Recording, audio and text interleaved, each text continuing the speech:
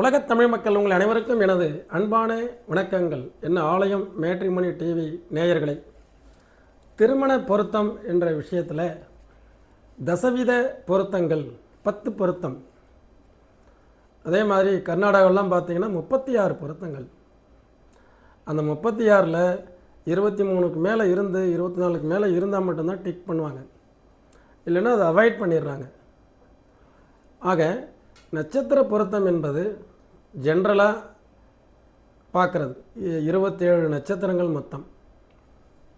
அதாவது மகேந்திர பொருத்தமும் குழந்தையும். மகேந்திர பொருத்தம் இல்லை என்றால் குழந்தை பிறக்காது அப்படிங்கிற ஒரு கான்செப்டில் என்னிடம் பொருத்தம் பார்க்க வரக்கூடியவர்கள், சார் மகேந்திர பொருத்தம் இல்லை, குழந்தை பாக்கியம் இல்லைங்கிறாங்க, வம்ச விருத்தி இருக்காதுங்கிறாங்க, இப்படியெல்லாம் கேட்டு அவங்க என்ன பண்ணுவாங்க, சில அஸ்ட்ராலஜர் மகேந்திர பொருத்தம் ரொம்ப முக்கியம், அவசியம், ஏன்னா ரஜ்ஜு பொருத்தம் அவசியமான ஒரு வீடியோ போட்டிருந்தேன். ப்ராக்டிக்கலாக ரஜ்ஜு தட்டினால் மரணமா, அந்த வீடியோ அஸ்ட்ரோ ஆலயம் டிவியில் இருக்குது பாருங்கள். ஆர்கானிக்காக 50,000 பேர் பார்த்துருக்காங்க. அதில் 600 பேர் மேலே கமெண்ட்ஸ் போட்டிருக்காங்க. எங்கேயாவது ரஜ்ஜு தட்டி எங்கள் ஊரில் இந்த மாதிரி ஆயிருக்குன்னு போட்டாங்களா? இல்லை. அதே மாதிரி இந்த மகேந்திர பொருத்தம் அப்படிங்கிறது இல்லைன்னா குழந்தை பிறக்காது அப்படின்னு எடுத்துக்கிட்டிங்கன்னா, ஒரு 27 நட்சத்திரம் இருக்குது, ஒரு 5 நட்சத்திரம் மட்டும்தான் உங்களுக்கு பொருத்தம் வரும். இப்போ அஸ்வினி நட்சத்திரம் ஒரு பெண், இதில் மகேந்திர பொருத்தம் அப்படிங்கிறது ரோகிணி, புனர்பூசம், மகம், அஸ்தம், விசாகம், மூலம், திருவோணம், பூரட்டாதி. இந்த 8 நட்சத்திரத்துக்கு மட்டும்தான் மகேந்திர பொருத்தம் உண்டு. சரி, அந்த 8 நட்சத்திரத்தில் இன்னும் இன்டெப்த்தாக முக்கியமான பொருத்தங்கள் எது எதெல்லாம் இல்லை அப்படின்னு பார்த்தீங்கன்னா, கீழே இருந்து போகலாம்.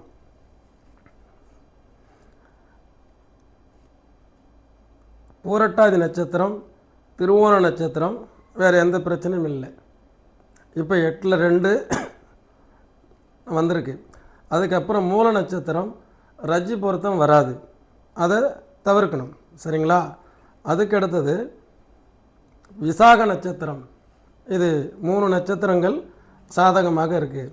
அஸ்த நட்சத்திரம் யோனி பொருத்தம் இல்லை, தவிர்க்கணும். இப்போ 3 மொத்தம் 8ல் 3 கரெக்டாக வந்திருக்கு. சரிங்களா? அதுக்கு அடுத்தது மக நட்சத்திரம் ரஜ்ஜு பொருத்தம் இல்லை, அப்போ அதையும் அவாய்ட் பண்ணணும்.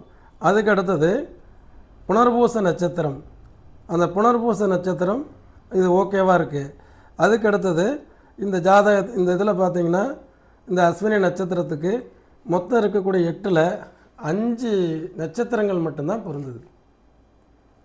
27ல் 5 கழிச்சதுன்னா 22 நட்சத்திரங்கள் மகேந்திர பொருத்தம் இல்லை என்று வரும். அப்போ அந்த 27 நட்சத்திரங்களை இப்போ நாம் ஒரு முனைவர் பட்ட ஆய்வுக்காக நான் எடுத்துக்கொண்ட தலைப்பு குழந்தை பாக்கியம். எம்எஸ்சி அப்ளைடு அஸ்ட்ராலஜியில் 5ஆம் இடத்தில் தீய கிரகங்கள் இருந்தும் குழந்தை பெற்றவர்கள். புரியுதுங்களா? 5ஆம் இடத்துல தீய கோள் இருக்குது. இப்போ எனக்கு 5ல் சனி, புத்திர தோஷங்கிறாங்க. 5ல் ராகு, ஐயோ குழந்தை பிறக்காதுங்க. 5ல் கேது, விதி விலக்குகள் என்ன, ஆய்வு என்ன? 5ல் கேது இருந்து அந்த திசை நடக்குதா? எனக்கு 5ல் சனி இருந்து 16 வயசு வரைக்கும் தான் திசை நடந்தது. அது மாதிரி இப்போ அந்த நிலைப்பாடு ஆய்வு செய்து குழந்தை பாக்கியத்திற்கு நாம் எடுத்துக்கொண்டது நட்சத்திரத்தை மகேந்திர பொருத்தத்தை எடுக்கலை. உங்கள் ஜாதகத்தில் லக்னம் இருக்குது, லக்னத்திற்கு 5ஆம் பாவகம், இது ஒரு லக்னம். 5ஆம் பாவகத்தை பார்க்கணும், 5ஆம் பாவாதிபதியை பார்க்கணும். 5ஆம் பாவாதிபதி சூரியன் எந்த நிலையில் வலுவாக இருக்கிறாரோ அது ஆண் குழந்தை என்று எடுக்கணும். 5ஆம் பாவாதிபதி யாருடைய நட்சத்திரத்தில் இருக்கிறாருன்னு பார்க்கணும். அதுக்கு அடுத்தது 9ஆம் பாவகத்தை எடுக்கணும். அந்த 9ஆம் பாவாதிபதி யார் அப்படின்னா குரு. 5ஆம் பாவாதிபதி சூரியன், மேச லக்னாதிபதி செவ்வாய், அப்போ சூரியன், செவ்வாய், குரு போன்ற 3 கோள்களும் ஆண் கிரகங்கள். அந்த ஆண் கிரகங்கள் எந்த நிலையில் இருக்கிறது, அந்த எந்த கிரகங்களால் பார்க்கப்படுகிறது, எந்த மாதிரி கிரகங்களோட சேர்க்கை பெறுகிறது, புரியுதுங்களா? வீரிய ஸ்தானாதிபதி 3 குடையவன், அதை நம்ம பார்க்கணும். பீஜஸ்புடம், பீஜஸ்தானம், வீரியஸ்தானம் 3ஆம் பாவாதிபதி புதன். அவர் எந்த நிலையில் இருக்கிறார்? 6, 8, 12 இருக்கிறாரா? அதே மாதிரி வீரிய ஸ்தானாதிபதி புதனுடன் கூடி 6, 8, 12 மறைந்தால் அற்பபுத்திரம். இவ்வளவு விஷயங்கள் இருந்தது. இவ்வளவு ஆய்வு செஞ்சு தான் பிஹெச்டி பட்டத்தை வாங்கி உட்காந்துருக்கோம். நம்ம ஒன்றும் கிடையாது, பக்கத்தில் அப்படியே பார்க்குறாங்க, உடனே இது இது மகேந்திர பொருத்தம் இல்லை, வேண்டாங்க, அப்போ குழந்தை பாக்கியம் இருக்காது, ஒரே வரியில் சொல்லிடுறாங்க. சார் 3 வருஷம் கஷ்டப்பட்டு கண்ணு முழிச்சு தீசிஸ் ரெடி பண்ணி நம்ம ஒரு பிஹெச்டி பண்ணுறோம், சும்மா பணம் கொடுத்து வாங்கலை. ஆக நம்ம ஒரு விஷயத்தை நம்ம பொதுவெளியில் சொல்கிறோம் அப்படின்னா லாஜிக் இருக்கணும். ஹைப்போதீசிஸ், என்ன ஹைப்போதீசிஸ் இருக்குது இதுக்கு? மகேந்திர பொருத்தம் இல்லாமல் குழந்தை பெற்றவர்கள் எவ்வளோ பேர் இருக்காங்க? சும்மா ஒரு வரியில் இந்த அட்டவணையை மட்டும் பார்த்து சொல்லிட்டோம்னா மகேந்திர பொருத்தம் இந்த நட்சத்திரத்துன்னு இல்லை, எதை வேணாலும் நடுங்க. இப்போ அஸ்வினிக்கு 8 நட்சத்திரம், பரணிக்கு மகேந்திர பொருத்தம் உள்ளது 1, 2, 3, 4, 5, 6, 7, 8, 8 நட்சத்திரம் வருது. அதில் கழித்தோம்னா அப்போ பார்த்தீங்கன்னாக்கா ரஜ்ஜு பொருத்தத்தெல்லாம் கழிச்சிங்கன்னு வைங்க, யோனி பொருத்தம் கழிச்சிங்கன்னா 2 போயிடுச்சு, 6. அதுக்கு அடுத்தது 5, அதுக்கு அடுத்தது 4, 3. சரியாக போச்சுங்க. இப்போ பரணி நட்சத்திரத்துக்கு எடுத்திங்கன்னா கரெக்டாக ரஜ்ஜு பொருத்தம் இருக்கும் என்று பார்க்கக்கூடியது 1, கரெக்டாக ஒரே ஒரு நட்சத்திரம், 2 நட்சத்திரம், 3 நட்சத்திரம். 3 பரணி நட்சத்திரக்காரங்களுக்கு மகேந்திர பொருத்தம் இல்லை, யோனி பொருத்தம் இல்லை, ரஜ்ஜு பொருத்தம் இல்லை. சரிங்களா? அப்படி பார்த்தா 3 நட்சத்திரத்தோடு தான் வாழ்ந்தாகணும். அந்த 3 நட்சத்திரம் எது எதுன்னு சொல்கிறேன், இது உண்மையா அப்படின்னு பார்க்கணும். அதாவது அஸ்வினி நட்சத்திரத்துக்கு மிருகசீரிடம் 1, மிருகசீரிட நட்சத்திரம், சித்திரை நட்சத்திரம், அவிட்ட நட்சத்திரம். அதான் செவ்வாயினுடைய நட்சத்திரங்கள் 3 நட்சத்திரம் தான் பொருந்தும் பரணி. அப்போ நம்ம இது என்ன லாஜிக் பார்த்தீங்களா? மகேந்திர பொருத்தம், மகா கேந்திர பொருத்தம், வம்ச விருத்திங்கிறது இங்கே இல்லை, இதில் இருக்குது. லக்கணத்திலிருந்து 5ஆம் பாவகத்தில் இருக்குது, 5ஆம் பாவாதிபதி இருக்குது, அதே மாதிரி பாக்கியாதிபதியில் இருக்குது, 3 குடையவனில் இருக்குது. சரிங்களா?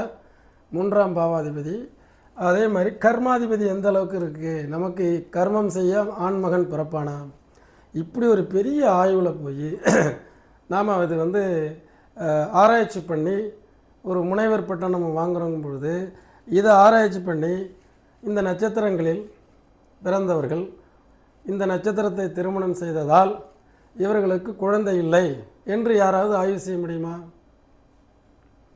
ஆக இது ஒரு ஜென்ரலாக இந்த மாதிரி ஜாதகமே கட்டமே இல்லாதவர்களுக்கு அந்த காலத்தில் வடிவமைக்கப்பட்ட எழுதப்பட்ட நட்சத்திரத்தை வைத்து அவர்கள் இதை உருவாக்கி இருக்கிறார்கள். அதுக்கு எந்த விதமான ஆய்வுபூர்வமான அறிக்கைகள் எந்த நூல்கள்லையும் எனக்கு தெரிந்து இல்லை. நீங்கள் வேணால் அஸ்வினி நட்சத்திரம்னா இப்படி இந்த குழந்தை தான் பிறக்கும், அப்போ மகேந்திரம் இல்லைன்னா பிறக்காதுங்கிறதுக்கு ஏதாவது எவிடன்ஸ் இருக்கா? எனவே நேயர்களே, மேம்போக்காக ஒரு நட்சத்திரத்தை மட்டும் வைத்து பார்க்காமல் வம்ச விருத்தியை அந்த பெண், அதே மாதிரி வம்சம் தழைக்க கர்ப்பதானம் செய்பவன் ஆண், அந்த வம்சத்தை பெற்றுக் கொடுக்கக்கூடிய கர்ப்பப்பை பெண், இவங்க 2 பேருடைய சுக்ல சுரோனிதங்கத்தினுடைய அமைப்புகள் ஜாதகத்தில் எப்படி இருக்குன்னு பார்த்து தான் முடிவுக்கு வரணும். சரிங்களா? என்ன நேயர்களே, உங்களுடைய வரன்கள், உங்களுடைய பிள்ளைகளுக்கு வரன் தேடிக்கொண்டிருக்கக்கூடிய நீங்கள் எங்களுடைய ஆலயம் matrimony.com என்ற நிறுவனத்திலே ஆன்லைனிலே பதிவு செய்யலாம். இல்லை 9842208655 இந்த நம்பருக்கு கான்டாக்ட் பண்ணுங்கள். பதிவு செய்யுங்க. 6 மாதம் அதுக்குள்ளார உங்களுக்கு திருமணம் நடக்கணும்னு நான் கடவுளை பிரார்த்தனை செய்கிறேன். அதே மாதிரி பொருத்தம் பார்த்துருக்கக்கூடியவர்கள் டேட் ஆஃப் பர்த், டைம் ரெண்டையுமே என்னுடைய செல்ஃபோன் நம்பருக்கு அனுப்புங்க. No match no cost. என்னை பொறுத்தவரை நல்ல ஒரு இரு மனங்களை இணைத்து அதில் நான் மகிழ்வு அடையணும் அப்படிங்கிறது தான் என்னுடைய நோக்கம். 2000க்கு மேற்பட்ட திருமணங்களை நாம் இணைச்சி வச்சுருக்கோம். அந்த வகையில் சக்ஸஸ்ஃபுல்லாக உங்களுடைய பிள்ளைகளையும் நல்ல விதமான வரன்களை அமைப்பதற்கு நாம் அழகாக உங்களுக்கு ஏற்படுத்தினது தான் ஆலயம் matrimony.com என்ற ஒரு நிறுவனம். இதுவரை யார்கிட்டையுமே கமிஷன் வாங்கினதில்லை. குறைந்த பதிவு கட்டணத்தில் நீங்கள் பதிவு செய்யலாம். 6 மாதம் வரைக்கும் அந்த என்ட்ரி இருக்கும். அதுக்குள்ளார கல்யாணம் நடக்கணும்னு நம்ம முயற்சி எடுப்போம். என்ன நேயர்களே, இதே மாதிரி இன்னொரு நிகழ்ச்சியில் மீண்டும் சந்திக்கிறேன். என்றும் உங்கள் முனைவர் ஆலயம் ஜி. சுவாமிநாதன். நன்றி, வணக்கம்.